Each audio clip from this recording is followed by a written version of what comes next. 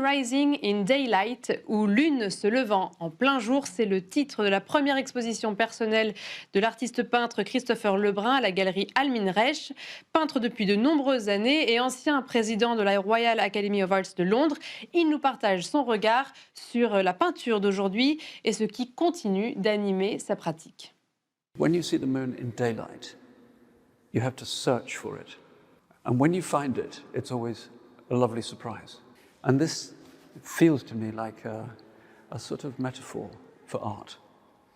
So you're looking carefully, and then maybe discovering something, which might be rather beautiful. When I'm working, when I'm painting, images come to me.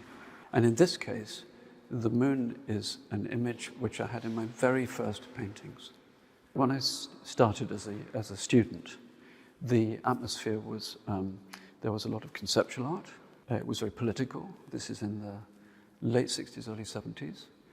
And it was quite difficult to be a painter. So I always had a resistance, a strong resistance to this demand that art carry messages. I don't have a message for you. The painting is itself. There are many more artists involved in painting now, today, and there's much more figurative art, but it's different. And one of the reasons it's different is a lot of the figurative art is narrative. It has a story, and it has a subject, and it has an intention, and that is very different from the way I thought about figurative art. Because I was thinking of how do you make a figurative painting after Cubism, after abstract expressionism, after minimalism? How do you do that? That was difficult. And it still feels to me, I feel the tremendous tension between the picture and the formal aspect of painting. I feel this tension.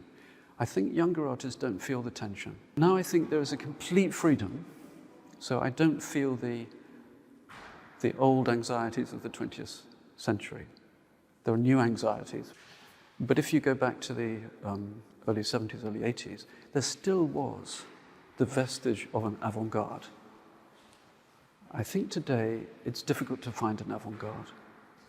The concept is so fragmented, art is so fragmented, you can't find an edge to it. However, if you look at it the other way, there remains a mainstream, the big river that goes down the middle. And in the mainstream is Velázquez, Picasso, Derain, Matisse, Monet, Rothko. The paradox is that the mainstream of painting can seem like a new avant-garde.